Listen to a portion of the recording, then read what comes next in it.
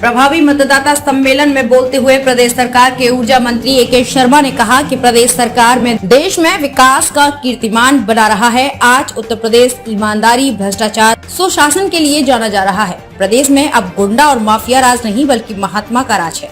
जब समाज के स्थानीय लोगों ने शर्मा जी से बताई कि काशी के राजा महान विभूति स्वर्गीय विभूति नारायण सिंह जी का संपूर्ण समाज के लिए उनका इतना बड़ा योगदान रहा, जैसे BHU यूनिवर्सिटी बनवाने के लिए हजारों एकड़ जमीन दान दे दिए, ज्ञानपुर में कॉलेज बनवाने के लिए जमीन का दान दे दिए। इस तरह बनारस के आसपास स्कूल और कॉलेजों को बनवाने के लिए उनका बहुत बड़ा योगदान रहा, लेकिन आज तक उनका एक भी प्रतिमा किसी भी चौकी या चौराहे पर नहीं लगा।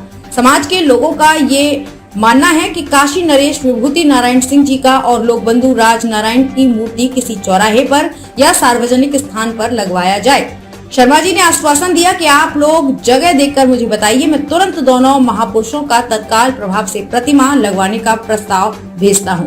शर्मा ने उक्त बातें प्रभावी मतदाता सम्मेलन में रविवार को जनपद के एक लॉन में कही। इस दौरान उनका स्वागत करने वालों में राजीव सिंह सेवापुरी, राष्ट्रीय महासचिव ब्रह्मश्री समाज श्री गुलाब सिंह, प्रयागराज जनपद के सोराव के ब्लॉक प्रमुख श्री आलोक पांडे, श्री पंकज पांडे, ग्राम प्रधान सोराव प्रयागराज श्री अजय कुमार शर्मा, श्री तरुण कुमार राय, पराग डेयरी के MD श्री अरविंद कुमार शर्मा आदि उपस्थित थे। कार्यक्रम को विधायक श्री अवधेश सिंह जी, पूर्व विधायक श्री सुरेंद्र नारायण सिंह जी, श्री विद्यासागर राय जी ने भी संबोधित किया। वाराणसी से संवाददाता अनिल अग्रहरी की रिपोर्ट।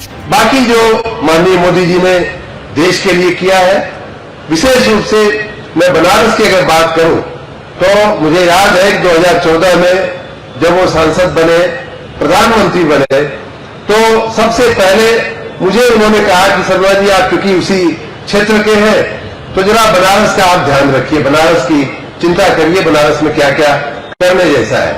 मैं उन्हीं दिनों से आने जाने लगा। बाद में माननीय सुरेंद्र सिंह जी, माननीय अवधेश सिंह जी और अपने लक्ष्मण आचार्य जी थे जी का नाम है।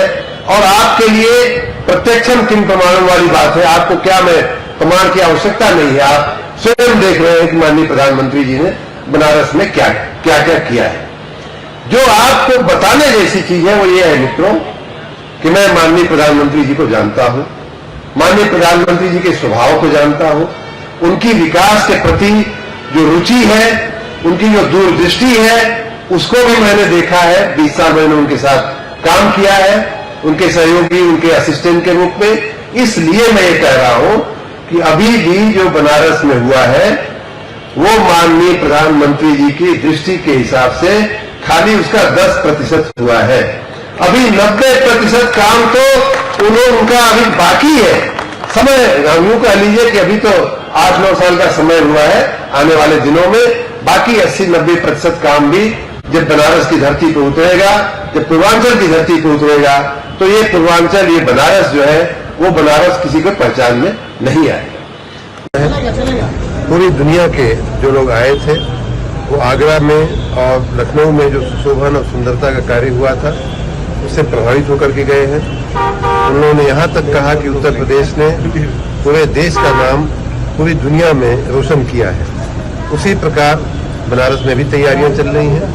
हम सबकी मंशा है, हम सब नगर विकास विभाग के सभी लोग उसी उद्देश्य से काम कर रहे हैं कि हमारे नगरों को देखकर दुनिया के किसी भी विकसित देश से आने वाला व्यक्ति, जनप्रतिनिधि या नेता या अधिकारी हमारे शहरों को वैश्विक कक्षा का शहर देखते हुए, मानते हुए उससे प्रभावित होकर के वापस जाए।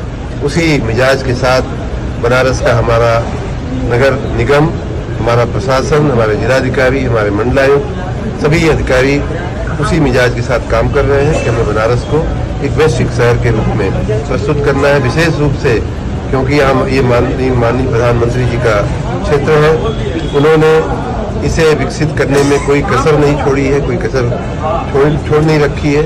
इसलिए हम सबका विशेष कर्तव्य होता है कि अब इसे और भी चमका करके पूरे विश्व समुदाय के सामने प्रस्तुत किया जाए।